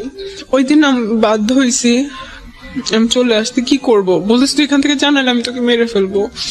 তারপর হচ্ছে গিয়ে আমি চলে গেছি বাসায়। আচ্ছা, আমি একটা কথা আপনাকে জিজ্ঞেস করি। একটা যেটা হচ্ছে যে বিয়েটার কথা উনি আপনাকে বলে আপনাকে এই কাজটা করিয়েছে, সেই বিয়েটা নিয়ে আপনার সন্দেহ ছিল বা আপনি হিপ্নোটাইজ ছিলেন, আমি যে কথাটা যদি মেনেই নেই, তাহলে আপনার ভিতর থেকে কি কখনো এরকম একটা প্রশ্ন আসেনি, প্রচলিত বিয়ে আমাদের যেটা বোঝায় ধর্মীয় রীতি অনুযায়ী, ওই বিয়েটা তুমি যেহেতু করছো তাহলে প্রচলিত বিয়েটাও করে ফেলো, এখানে সমস্যাটা কোথায়? কিন্তু সেটা এখন করব না, কারণ হচ্ছে গিয়ে এটা জানাজানি হয়ে যাবে ফ্যামিলিতে, আমাদের রিলেশন নষ্ট হয়ে যাবে। তোমার এখনো পড়াশোনা বাকি আছে। জানাজানি হবে ফ্যামিলিতে, যে পরেই যেহেতু করবা, তো বিয়ের পরের যেসব বিষয়গুলো সেগুলো বিয়ের পরে করো, বিয়ের আগে করার দরকারটা কি? বাট সে থাকতে পারতেছে না। বিষয়টা হচ্ছে actually this is a very simple logic. একটা ছেলে এবং একটা মেয়ে পরিণত বয়সে পাশাপাশি থাকলে যেই ঘটনাগুলো ঘটার কথা, মূল যে জায়গাটায় গিয়ে সবকিছু থামে, যে জায়গাটায় গিয়ে আসলে সবকিছু স্ম্যাশড হয়, সেই জায়গাটাই যাওয়ার রাস্তাটাই আসলে হচ্ছে হলো দুজন পাশাপাশি থাকা। এবং এই জন্যই বোধ হয় যে মানে ডিস্টেন্স জিনিসটাকে সাপোর্ট করে অনেকে, যে সম্পর্কের জায়গাটা থেকে ডিস্টেন্স রাখাটা প্রয়োজন। বিয়ের আগ পর্যন্ত যেসব ডিস্টেন্স রাখলে বৈবাহিক পরবর্তী যে সম্পর্কগুলো সেগুলো জীবনে আসে না, সেই ডিস্টেন্সটা রাখা প্রয়োজন। প্রচুর লজিক আছে আসলে, একটু যদি ঠান্ডা মাথায় চিন্তা করেন আজকের এই গল্প। তারপর কি হলো, আপনি মেনে নিলেন এটা? তারপর আমি চলে গেলাম বাসায়। আর হচ্ছে কি ওই 1 মাস আমার লাইফের খুব টার্নিং পয়েন্ট ছিল। তখন হচ্ছে কি আমি যখন ভার্সিটিতে, তখন নতুন নিউ সেমিস্টার, তখন আমাদেরকে মাত্র সি প্রোগ্রামিং শেখাচ্ছে। আমি কিন্তু খুব ভালো স্টুডেন্ট, আমার ভিতরে একটা কম্পিটিশন নিয়ে, আবার যে ওখানে আমাকে ফার্স্ট হইতে হবে, এইরকম একটা মেন্টালিটি নিয়ে আমি ওখানে ভর্তি হয়েছি। ওই প্রোগ্রামিং আমার আর শেখা হয় নাই। ওই 1 মাসে অলরেডি ওরা অনেক দূর আগে গেছে, আমি এখন পর্যন্ত শিখতে পারি। মানে ওটা আমার লাইফে ওটা আমার লাইফে লাইফের সবচেয়ে বেশি মানে আফসোস যে আমি সি প্রোগ্রামিং শিখতে পারি না। যাই হোক, তারপরে হচ্ছে গিয়ে ওই 1 মাস এমন অবস্থা, আমার খাওয়া দাওয়া তো বাদ। তারপর শুধুমাত্র একটা বান্ধবী জানতো যে কিনা আমার ভাবির স্টুডেন্ট ছিল। আচ্ছা, সে জানতো আবার সজীবের কথা, তো বলতো যে ধৈর্য ধরো, হয়তো উনি আসবে। তারপর আমিও ফোন দেই নাই, ও ফোন দেয় নাই। আমি একদিন হচ্ছে গিয়ে 1 মাস পরে একদিন, ওই 1 মাসে হয়তো কি আমি আল্লাহর কাছে দোয়া করতাম ওর পরে জানি কোনো ছেলে আমার লাইফে না আসে। আমি অন্য ছেলের কাছে যাওয়ার আগে আল্লাহ জানি আমার বডি ডিস্ট্রয় করে দেয়, এই ধরনের দোয়া করতাম আমি। কেন করতেন? আমি চাইতাম না, কারণ যাতে একটা ছেলে আমার লাইফে থাকুক, আমি চাই না। আমার কাছে এটা খুব ঘৃণা লাগতো নিজের কাছে। আর আমি এরকম আমি ওকে অনেক ভালোবাসতাম, হয়তো ভালোবাসা থেকে মনে হয়তো যে আমি এভাবেই থাকবো। ওকে, তারপর হয়তো আমি ওকে ভালোবাসা থাকবো, এরকম মনে হয়তো আমার লাইফ পার করে দিবে এভাবে। তারপরে হচ্ছে গিয়ে ওকে 1 মাস পরে একদিন সকালবেলা আমি সারা রাত ঘুমাইতে পারতাম না। তখন আমি তাহাজ্জুদ নামাজ পড়েও কান্না করতাম ওর জন্য। তো এভাবে আল্লাহর কাছে দোয়া করতাম, হাজবেন্ড সম্বোধন করে দোয়া করতাম। My goodness. ঠিক আছে, তারপরে হচ্ছে গিয়ে তো রাত্রেবেলা যে ঘুমাইতে পারতাম না, সকালবেলাটা আমি ঘুমিয়ে থাকতাম। তারপরে হচ্ছে গিয়ে ও আমাকে ফোন দিছিল 6টা বাজে, তখন দেখা করতে। আল্লাহ আসলে একটা কথা বলি, আল্লাহ ক্ষমাশীল এবং আল্লাহ আমাদেরকে ক্ষমা করেন, পাহাড় পরিমাণ গুনাহ করেও ক্ষমা করেন। আজকের এই গল্পটা যারা শুনছি তাদের জায়গা থেকে আমরা আজকে শিক্ষাটা জায়গাটাই নিব। আমি বারবার বলি, ওকে ইন্ডিকেট করাটা আমাদের গল্পের উদ্দেশ্য না, কারণ ও অনেক বড় একটা লেসন নিয়ে আসছে। আর পুরো গল্পটা আপনারা যখন শুনবেন তখন বুঝবেন যে আসলে ভুলের মাত্রাটা কতটুকু। জি বলেন। তারপর ও যখন আমাকে কল দিছে, আমি পরে 8টা না 9টার দিকে উঠে আমি দেখছি, আল্লাহ ভাই আমি এত খুশি হয়েছি যে আমার লাইফে ও ফিরে আসে। আমি তো এটাই দোয়া করছিলাম যাতে ও ফিরে আসে। আমি এত খুশি হয়ে গেছি। আমি হচ্ছে কি কিছু না খেয়ে, তখন আমার পেট খারাপ, মানে ওই 1 মাস আমার পেট খারাপ ছিল, কারণ আমি খাওয়া দাওয়া ঠিক করে করতাম না, সারাদিন না খাওয়া থাকতাম, রাত্রেবেলা এসে খাইতাম, আমার পেট খারাপ হয়ে যেত। তো বলতেছে যে উপরে আসো। আমি যে না, নিচে আসেন কথা বলি। বলছে না, উপরে আসো। তো আমি বুঝতে পারছি যে হয়তো আবার স্টার্ট হবে কিছু। আমি এটাই চাইছিলাম। হয় না, হাজবেন্ড ওয়াইফের মধ্যে কোনো ঝগড়াঝাটি হয়, তারপর আবার ঠিক হয়ে যায়। তারপর গেলাম, তারপরে হচ্ছে গিয়ে বললো যে আচ্ছা আমি তোমাকে ক্ষমা করে দিছি, আমিও খুশি। তারপরে হচ্ছে গিয়ে আবার স্টার্ট হলো। আবার এর থেকেই শুরু হয়েছে ঝামেলা। স্টার্ট হয়েছে ঠিকই, কিন্তু অনেক ডমিনেট করতে থাকতো। আমি কিছু ঘটনা বলি, এখানে কিছু ঘটনা বলি, তারপরে এটা শেষ করে দেব। সেটা হচ্ছে কি, আমি ইংলিশে কোর্স করতাম রাইটিং এর। তো ওখানে হচ্ছে গিয়ে ওদের মধ্যে আমি খুব ভালো পারতাম। তো পরের দিন রেজাল্ট দিল, কিন্তু আমি ওই দিন যাই নাই। ওই দিন রেজাল্ট যেদিন দিছে ওই দিন হচ্ছে গিয়ে আরেকটা আঙ্কেল ওখানে ইংলিশ শিখতো। তো উনি বলতেছে যে আজকে আমি সবাইকে কালকে আমি সবাইকে ট্রিট দিব, আইসেন। তো আমি পরের দিনই গেছি। বলছে আপনি তো একটা জিনিস মিস করছেন, গতদিন ছিলেন না, আজকে কিন্তু এই আঙ্কেলটা ট্রিট দিবে, তো আইসেন। ওটা পিঙ্ক সিটিতে। তারপরে হচ্ছে গিয়ে আমি ওকে ফোন দিলাম। আমি আচ্ছা স্যার, আমি তো হচ্ছে গিয়ে বাসা বলে আসি না, আমি একটু বাসা বলি। তো আমি আমার ফুপুকেও জানালাম, বলি আচ্ছা ঠিক আছে যাও খেটে আসো। তারপরে ওকেও ফোন দিলাম। যে এরকম এরকম। বলছে আচ্ছা ঠিক আছে, আমি কিন্তু তোমাকে ফোন দিতে পারি, যখনই বলবো তখনই কিন্তু চলে আসতে হবে। তো আমি বলছি আচ্ছা ঠিক আছে, কখন? কারণ ওরা তো 2টার দিকে ম্যাক্সিমাম টাইমে হচ্ছে 2টায় লাঞ্চ থাকে, ওই দিন শুক্রবার জুমা নামাজের পরে 2টার পরে হয়তো লাঞ্চ থাকবে, তো আস্তে আস্তে একটু দেরি হয়ে যেতে পারে। বলছে না কিন্তু বেশি দেরি করা যাবে না, তাড়াতাড়ি করে চলে আসো, আমি কিন্তু তোমার জন্য অপেক্ষা করবো। আচ্ছা ঠিক আছে, তো আমি গেলাম, ওই কিন্তু পারমিশন দিল, গেলাম। এখন ভাইয়া ওখানে আনফরচুনেটলি একটা বার্থডে পার্টি ছিল, তো ওটার জন্য সিট গুলা খালি ছিল না। তো আমাদের একটু দেরি হয়ে গেছে। আচ্ছা যাক, যাই হোক, ও খাওয়া পাতে মাত্র শুরু করছি, ওখানে আমার টিচাররা আরো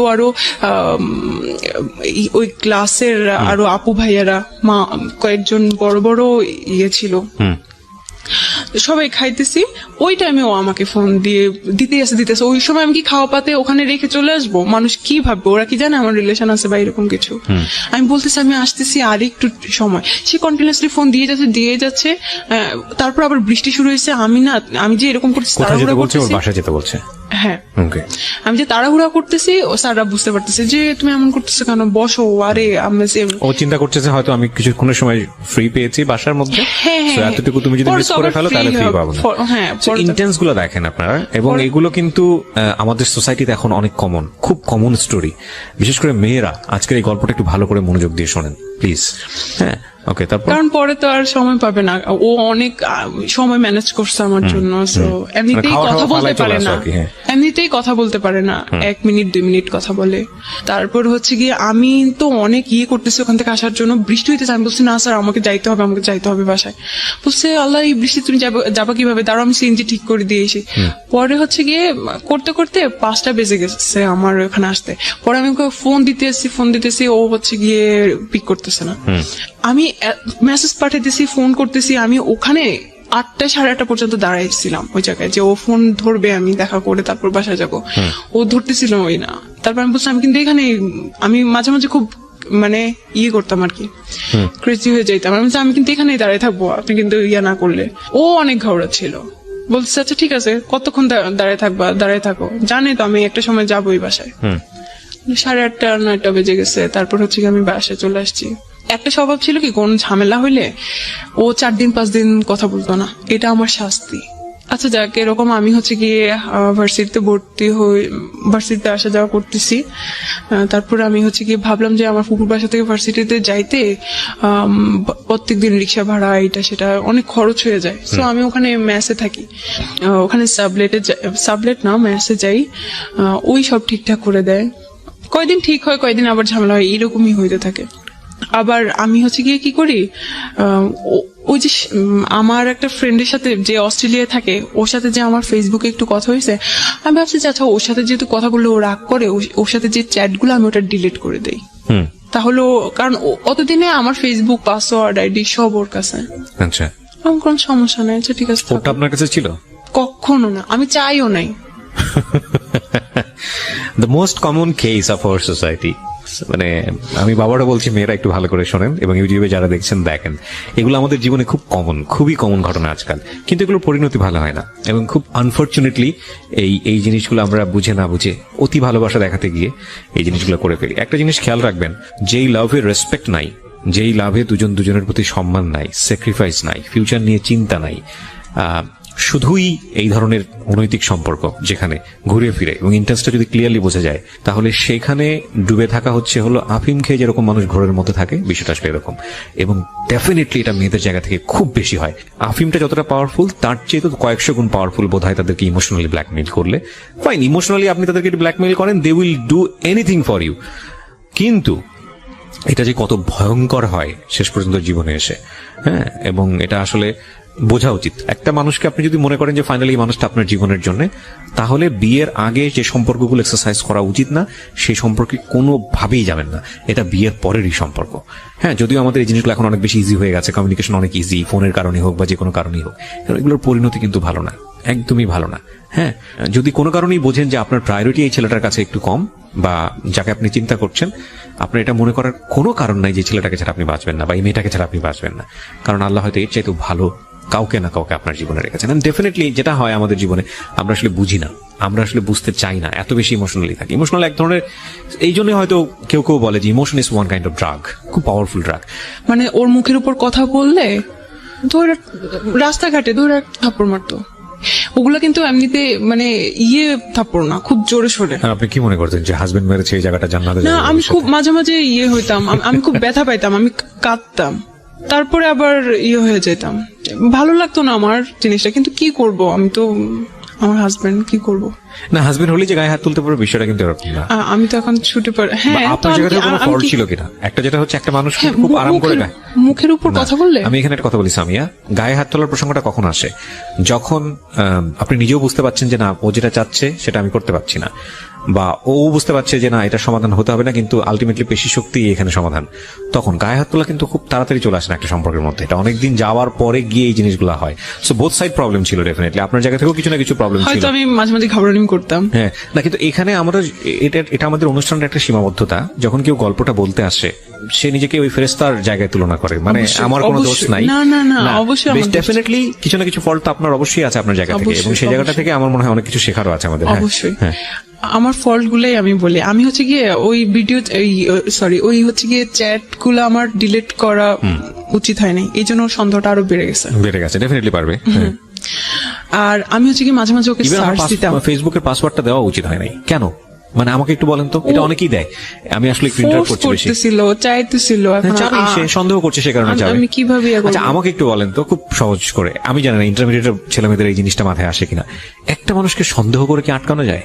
আমি যদি ধরেন, মানে কেউ যদি, আপনার বয়ফ্রেন্ড যদি আপনাকে সন্দেহ করে, বা আপনার হাজবেন্ড যদি আপনাকে সন্দেহ করে, আপনাকে আটকাইতে পারবে? সন্দেহ করে একটা প্রুফ পেলো যে না, আপনার সঙ্গে অন্য একটা ছেলের রিলেশন আছে, তো সেটা কি সে কিভাবে আটকাবে? হয়তো রিলেশন ভেঙে দিবে বা এসে, এই ছাড়া আর কি করবে? সেটার জন্য সন্দেহ করলে তাকে স্পাইং করতে হবে যে ঠিক আছে, আমি তাকে তার মতো করে চলতে দেই, আমি বিভিন্ন জায়গা থেকে খোঁজ খবর নিয়ে দেখি ঘটনাটা সত্য কিনা। সেটার জন্য তো তাকে তার অ্যাক্টিভিটি ব্লক করা যাবে না। সেটাই কিন্তু আমরা খুব আনফরচুনেটলি আমরা এই জিনিসগুলো করি, আমরা ওই ব্লক করার চেষ্টা করি, না এটা করতে পারবো না, না এটা করতে পারবো না, ওইটা করতে পারবো না। তো একজন মানুষকে সন্দেহ করলে এটা করা উচিত না। একজন মানুষকে যদি সন্দেহ করেন তাহলে আপনি স্পাইং করেন, যদিও সেটা করা উচিত না, কারণ সন্দেহটা আসলে এক ধরনের রোগ। আচ্ছা, তো এর মাঝে হচ্ছে কি আমি ফেসবুকে ওদেরকে সার্চ দেই, আমি ফেসবুকের অত কিছু জানতাম না, কিভাবে ওই এগুলা ডিলিট, মানে সার্চ স্টোরি ডিলিট করে, সে হ্যান দেন আছে, যাই হোক। তো এগুলাতে ও অনেক ক্ষেপ্ত, ওকে কেন আমি এখনো সার্চ দিচ্ছি এগুলাতে। তো আমি সার্চ দিয়ে দেখতেছি আর কি, জাস্ট ওরা কি করতেছে বা এসে হ্যান তেন, ওইরকম কোনো ইন্টেনশন ছিল না। হ্যাঁ, এগুলাই আমার ভুল ছিল, আমার এটা করা উচিত হয়নি, এই জন্য এগুলা নিয়ে ঝামেলা হইতো। তারপর আমি যদি আমার কোনো ফ্রেন্ডদের সাথে হচ্ছে কি 9টার পরে কথা বলতাম, এটাতে ঝামেলা হইতো। রাত 9টার পরে তুমি কেন কথা বলছো? হ্যাঁ, রাত 9টার পরে কেন আমি, এবার মেয়ে হোক ছেলে হোক, বুঝতে পেরেছি, মানে সুপার ইম্পোজ করে আর কি নিজের কর্তৃত্ব। হ্যাঁ, তারপর আবার একদিন হয়েছে কি, ও আমাকে হচ্ছে গিয়ে ডাকছে, তো আমি বলছি যে না, আমি ততদিনে আমি বুঝতেছিলাম যে এটা গুনাই, এটা কিসের বিয়ে। ও ততদিনে হচ্ছে কি আমি ম্যাচ চেঞ্জ করে আমার বান্ধবীর সাথে থাকা শুরু করছি। আমার এক বান্ধবী আমার রুমের ছিল, ও দেখতো, ও এগুলোতে বিরক্ত হয়ে যায়, তো আমাকে অনেক বুঝাইতো কি করছিস, এটা কি মনে করিস, এটা তোকে ভালোবাসে, এই হ্যান ত্যান। আমি তুই বুঝবি না, বলছে তুই এই ছেলেকে কিভাবে পছন্দ করলি, ওকে দেখতে কেমন দেখাচ্ছে। আমি দেখ, আমি কিন্তু চেহারা দেখে করি নাই, ও কিন্তু অনেক ভালো মনের মানুষ, এই সেই হ্যান ত্যান। তো ওদেরকে ওভাবে আমি চুপ করাই দিতাম। ওই ফ্রেন্ডটাকেও দেখতে পারতো না ও, আমার কোনো বান্ধবী বা ফ্রেন্ড তো ওর সাথে থাকার পরে তো আমি সব ফ্রেন্ডের বাদ দিয়ে দিছি, আমি কোনো ও বান্ধবীও দেখতে পারতো না। তো একদিন হচ্ছে কি আমি চাইছিলাম যে আমার কোনো বান্ধবীর সাথে যাইতে, কোথাও ঘুরতে যাইতে আর কি। তো ওকে বলছি আর কি যে আমি আজকে আসবো না।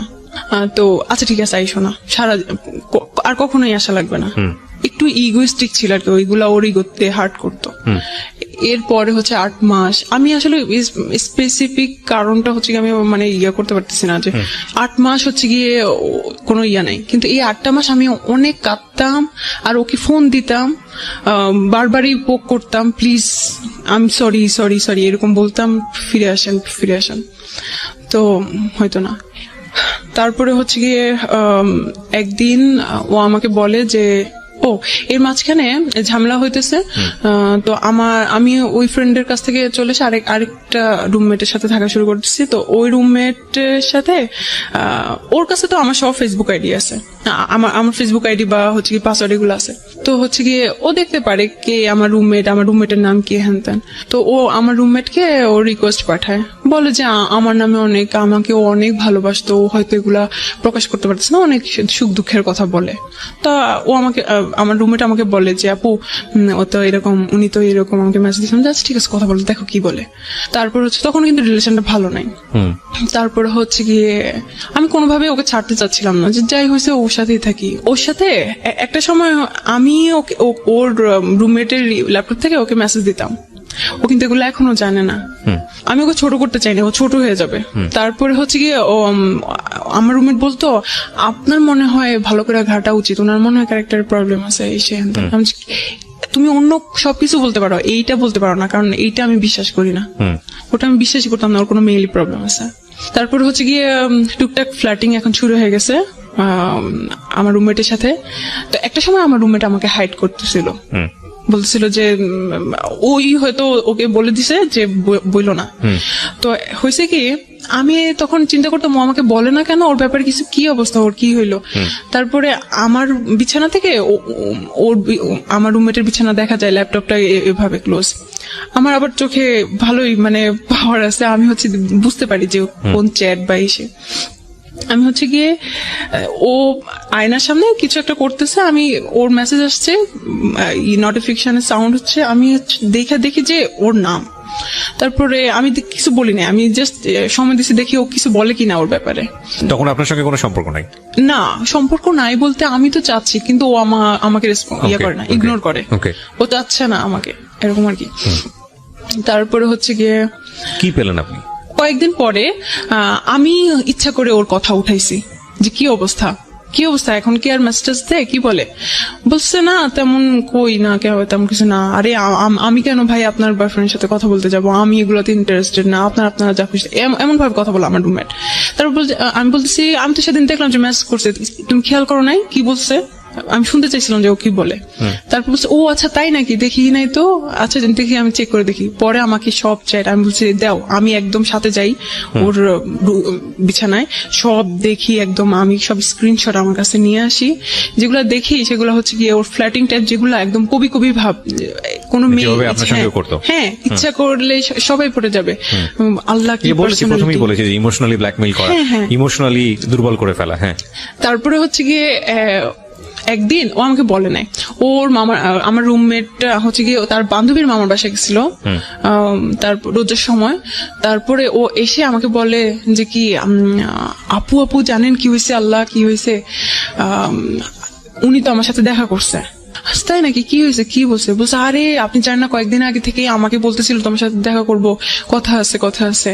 তো আমি ভাবছি আপনার ব্যাপারে কিছু কথা বলবে, হয়তো আমার রিলেশনটা ঠিক করে দিতে পারলে ঠিক আছে, ভালো। ওরা আমার সব বান্ধবীরা জানে যে আমি তার জন্য অনেক উইক, এরকম। তারপরে হচ্ছে কি এই প্রমাণ পেলাম। তারপরে একদিন হচ্ছে আমি ওর প্রোফাইলে যাই, যে দেখি যে আমার একটা ফ্রেন্ড ওর একটা পোস্টে লাইক দিছে।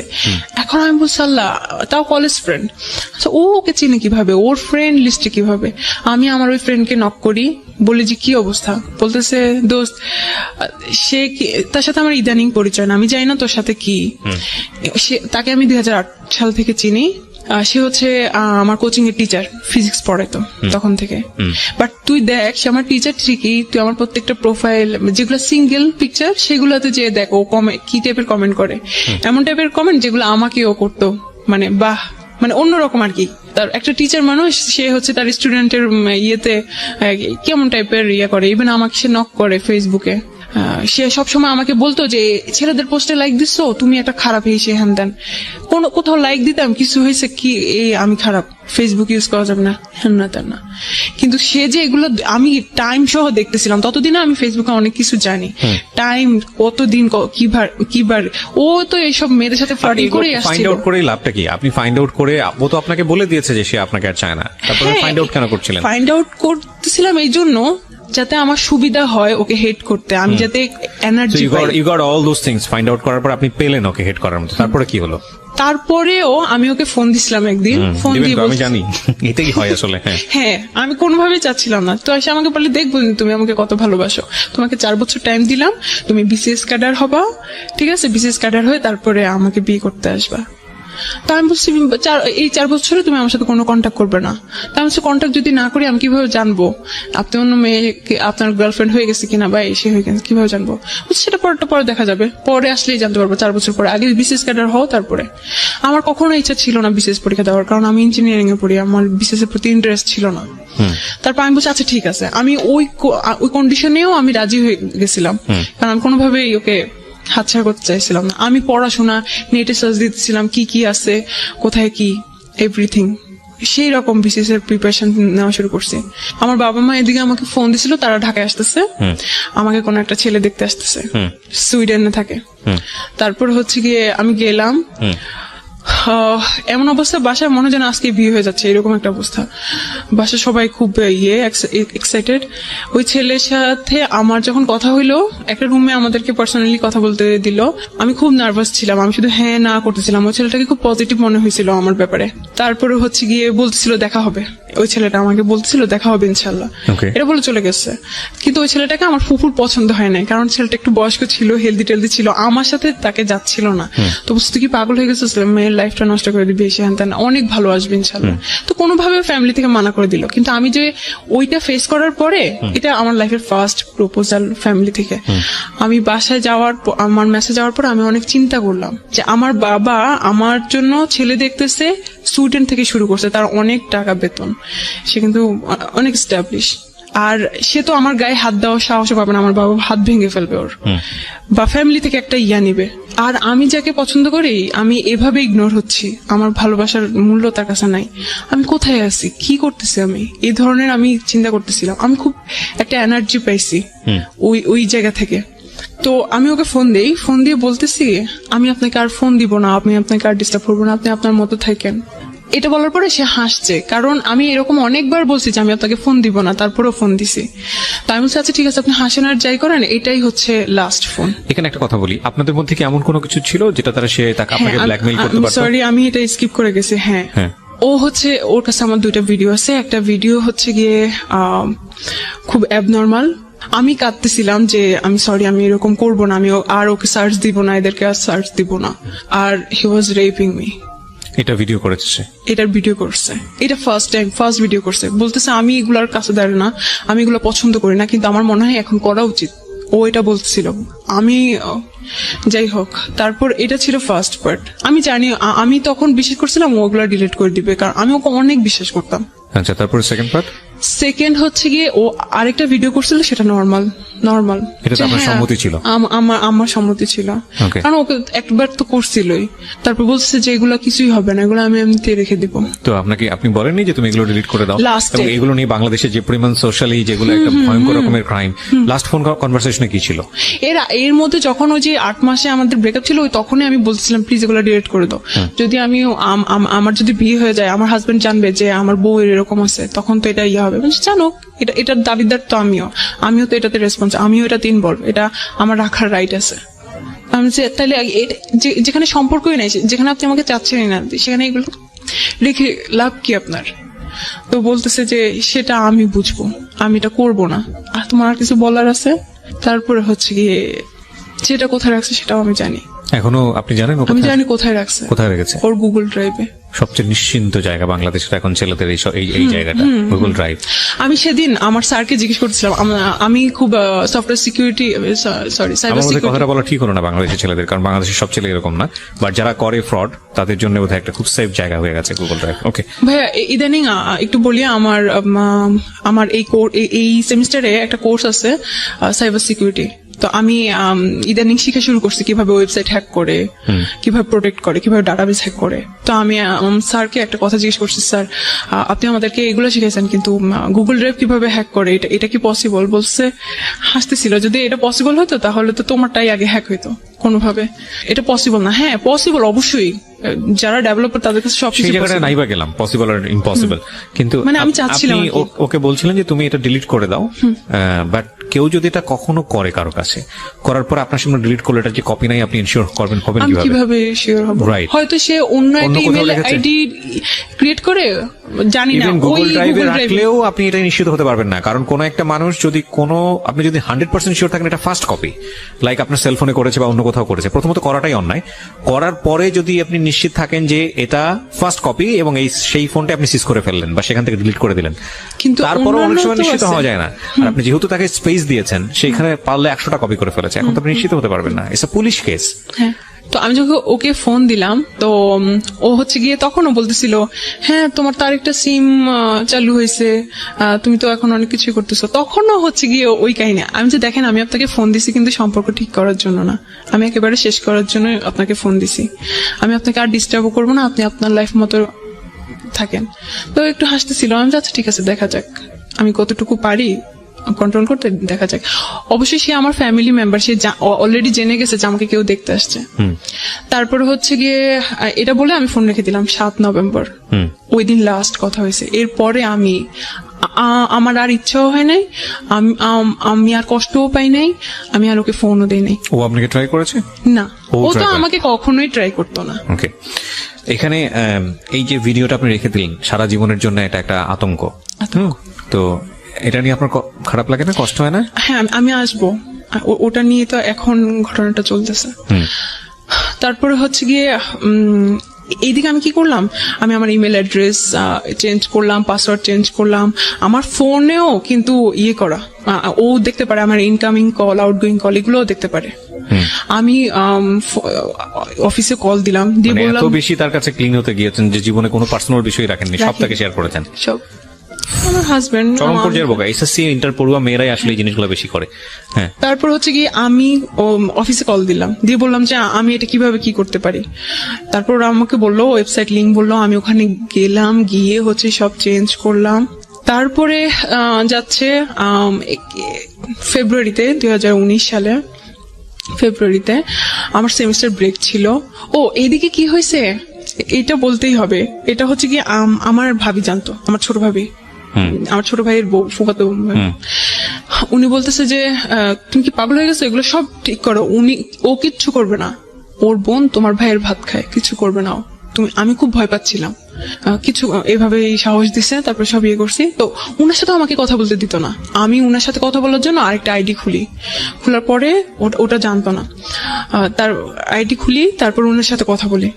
তো ওই আইডিতে আমার আরো 2টা ফ্রেন্ড যাদের সাথে কথা বলতে দিত না, ওই আমার বান্ধবী, কোনো ছেলে ফ্রেন্ড ছিল না, ওদেরকে হচ্ছে কি আমি অ্যাড করার পরে তো ওখানে তখন nika.com নামে একটা ওয়েবসাইট, তখন ওয়েবসাইট ক্রিয়েট করা আমাদের একটা প্রজেক্ট হয় এসে। তো nika.com নামে আমার ফ্রেন্ড হচ্ছে একটা ওয়েবসাইট করবে, ওখানে পাত্রপাত্রী সব করবে। তখন এটাও কি পসিবল, পাত্রপাত্রী নেটেও পাওয়া যায়। তারপর হচ্ছে আমি বলছি হ্যাঁ তুই সার্চ দিয়ে দেখিস এরকম অনেক ওয়েবসাইট আছে। আমি সার্চ দিয়ে দেখলাম সত্যি আসলে ওয়েবসাইট আছে। আমি দেখলাম ওখানে কি আছে, ওখানে অনেকে পোস্ট করে আমার এরকম টাইপের মেয়ে লাগবে, ওইরকম টাইপের মেয়ে লাগবে। তারপর হচ্ছে গিয়ে এটাকে আমার খুব ফালতু মনে হয়েছে, খুব চিপ মনে হয়েছে।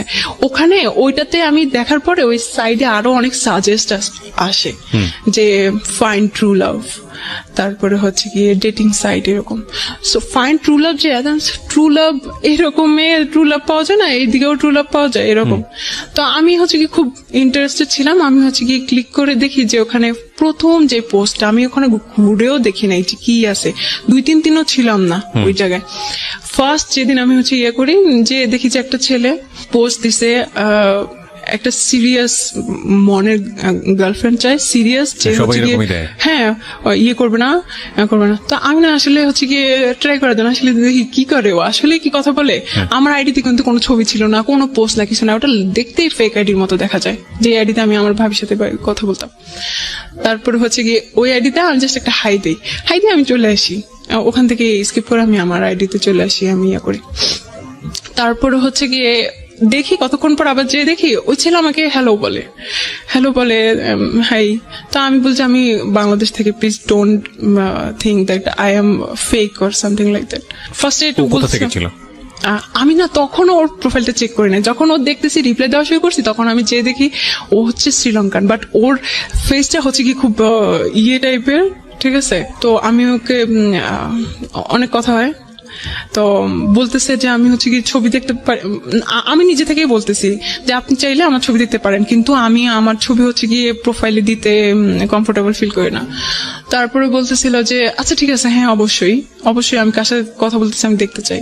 তো আমি আমার ভাইয়ের সাথে থাকে একটা ছবি দিছি, দেওয়ার পরে হিজাব সহ, ঠিক আছে, দেওয়ার পরে ও কতক্ষণ পরে বলতেছিল you are so cute, but এই প্রবলেম, আমাদের এই ধরনের কোনো প্রবলেম নাই, কিন্তু তোমাদের ইয়েতে এইরকম সমস্যা যে কাউকে বিয়ে করে। সে খুব সিরিয়াস ফার্স্ট থেকে, সে ভাবছে যে আমি তাকে রিকোয়েস্ট মেসেজ পাঠিয়েছি, হয়তো আমি রাজি যে বিয়ে টিয়ে টাইপের বা রিলেশন করতে রাজি, এই টাইপের ও কথা বলছে। এবং আপনি তার সম্পর্কে তেমন একটা জানেন না? জানি না, কিছু জানি না।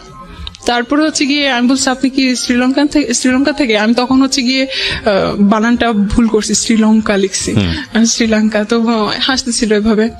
তারপরে হচ্ছে গিয়ে বলতেছে যে এটা আমি আসলে চাই না আমার জন্য কোনো কমপ্লেক্সিটিতে তুমি পড়ো, কারণ তোমাদের ইসলামে হচ্ছে গিয়ে এটা পারমিট করে না।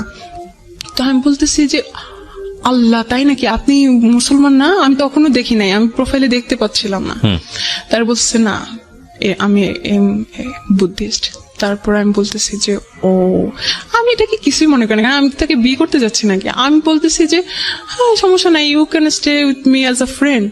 তো বলতেছে যে না, বাট এটা প্রবলেম হবে, আচ্ছা আমি কি যাওয়ার আগে আমি তোমার একটু ভয়েস শুনতে পারি? তো আমি আসলে আমি মেসেঞ্জার কিভাবে ভয়েস সেন্ড করতে হয় আমি আসলে যাই না, সো আপনার হোয়াটসঅ্যাপ থাকলে আমি হোয়াটসঅ্যাপে হচ্ছে গিয়ে ইয়ে করতে পারি। তো আমাকে হোয়াটসঅ্যাপ নাম্বার দেয়, আমি হোয়াটসঅ্যাপ নাম্বার দেই, হোয়াটসঅ্যাপে হচ্ছে গিয়ে আমি ভয়েস রেকর্ড পাঠাই। তো ও খুব ইমপ্রেস আমার প্রতি ফার্স্ট থেকেই, মানে আমার আমার ভাইয়ের সাথে যে ছবি ওটা দেখে নাকি খুব ইমপ্রেস আমার প্রতি। তারপর হচ্ছে কি বলতেছে খুব কষ্ট, আফসোস হচ্ছিল আর কি ওর, যে আমি হয়তো ওকে রাখতে পারবো না ধর্মের কারণে, হয়তো ও চলে যাবে এরকম। তাই আমি আসলে হ্যাঁ এটা পসিবল, আমি তখন সিরিয়াস না, আমি এমনি বলতেছিলাম যে হ্যাঁ বিয়ে করা পসিবল যদি কেউ কনভার্ট করে। বলছি না আমি তো এটা কখনোই করবো না, আমি তো কনভার্ট কখনোই হব না। তো আমি বলছি তাইলে এটা পসিবল না, কারণ এটা এরকম কোন সিস্টেম নাই। তো বলছে আসলে সিস্টেম নাই না, এটা হচ্ছে কি ও তো ওর ধর্মের মতো কথা বলে, তাই না, ও তো আর আমাদের ধর্মের ব্যাপারে তো জানে না। তো বলছে আসলে এটা মানুষের বানানো রুলস, এটা আসলে সিস্টেম না। তা আমি বলছি যে না, মানুষের বানানো রুলস না, এটা হচ্ছে এরকম। তো বলছে যাই হোক, আমি মনে করি যে ধর্মের কারণে ভালোবাসা ইয়ে করা এটা ঠিক না, হ্যান তেন ও ওর মতো করে লজিক দিচ্ছিল। সেদিন হচ্ছে কি আমরা এরকম মানে কথা কাটাকাটি করতেছি সাইলেন্টলি, মানে সেরকম ফাইটিং না। একটা জিনিস খেয়াল রাখবেন এখানে, একটা বিষয় যে এলডিআর যেটাকে বলে লং ডিস্টেন্স রিলেশনশিপের ফিলিংসটা আরো অনেক বেশি দ্রুত দৌড়ায়। মানে দ্রুত দৌড়ায় বলছি আমি যেটা বোঝাচ্ছি যে আসলে একটা মানুষ পাশাপাশি আছে, তাকে দেখে ভালো লাগা, তাকে দেখে জীবনে নেয়া, এটার জন্য প্রচুর ইকুয়েশনের সময় হয়, এবং তারপরে কোন একটা গুণ দেখে হয়তো তার প্রতি মানুষ ইমপ্রেস হয়। কিন্তু লং ডিস্টেন্স রিলেশনশিপে যেহেতু দেখা না দেখা, কাছে পাওয়া, এরকম অনেক বড় একটা দূরত্ব থাকে, তখন অদ্ভুতভাবে এর সাইকোলজি নিয়ে যারা পড়াশোনা করেন তারা এই বিষয়গুলোকে খুব সুন্দর করে ব্যাখ্যা করতে পারবেন। বাট আমার কাছে যেটা মনে হয় যে আপনার কাউকে ভালো লাগার জন্য আপনার ভিতরে যেসব ফিলিংস থাকা প্রয়োজন, সেই ফিলিংস গুলো নিয়ে যেই মানুষটার অবয়ব আপনার মধ্যে তৈরি হওয়া প্রয়োজন। লং ডিস্টেন্স রিলেশনশিপে এই জিনিসটা খুব দ্রুত হয়, অর্থাৎ আপনার মধ্যে মনে হতে শুরু করে যে না, এই মানুষটা বোধহয় সবকিছু, আমি যেটা চাই সেই সব গুণের অধিকারী। এবং আমার মনে হয় যে মেয়ের ক্ষেত্রে সেটাও হয়েছে। জি, তারপরে কি হলো? তারপরে ভাই ও কোনোভাবে থাকতে রাজি না। আমি আচ্ছা ঠিক আছে, আমার কি সমস্যা, কি আমি এখানে গেছি আমি দেখার জন্য, না হলে নাই। তো আমি বলতেছি যে আমি বারবার এটাই মেনশন করতেছিলাম যে আপনি ফ্রেন্ড হিসেবে থাকতে পারেন, আমার কোনো সমস্যা নেই। হ্যাঁ আমার অনেক হিন্দু ফ্রেন্ড আছে, ইভেন আমার সমস্যা নাই, অন্য ধর্মের ফ্রেন্ড থাকতেই পারে। সে বারবার এটাই বলতেছিল যে না, আমি তোমাকে কোনো কমপ্লেক্সিটিতে ফালাতে চাই না, বিকজ সে নাকি মানে 5 বছর পরে কিছু একটা ফিল করতেছিল, যে এই ফিলিংসটা সে কখনোই পায় নাই, মানে আপনাকে দেখে। তারপর আমি জাস্ট ওকে একটা ভয়েস মেসেজ পাঠাই, সে আমাকে বলছে যে তোমার কি মনে হয়, তুমি কি এরকম কিছু ফিল করতে পারতেছো, বা তোমার কি মনে হয়? তাই আমি বলছি আমি জানি না, বাট আমি চাই, আমি আপনাকে যেতে দিতে চাই না, আপনি আমার সাথে ফ্রেন্ড হিসেবে থাকতে পারেন। একটু আমি জাস্ট ভয়েস মেসেজ পাঠাইছিলাম। তো ও এইটাকে এত পছন্দ করে এখন পর্যন্ত, বলতে তুমি কতটা অনেস্ট ছিলা, মানে চাওয়া মাত্রই দিয়ে দিয়েছো। হ্যাঁ, যে যাইতে দিতে চায় না বা এরকম, ওটার পর থেকে নাকি ও আরো বেশি ফল করে। তারপরে হচ্ছে গিয়ে ও কি বলতেছে বাংলা জানে প্লিজ, নাকি ও বাংলা জানে না? না বাংলা জানে না, জানে না, okay. বাংলা জানে না, হিন্দি জানে, ইংলিশ জানে এরকম। তো বলতেছে যে আচ্ছা please let's make a plan, কিভাবে আমরা হচ্ছে কি একসাথে হতে পারি। তাহলে কিরকম প্ল্যান? আমি না খুব ইন্টারেস্টেড ছিলাম যে দেখি ও কিভাবে আমাকে ট্রিট করে, ও আমাকে জন্য এতই ইয়ে হয়ে গেছে, এত সিরিয়াস হয়ে গেছে, আমি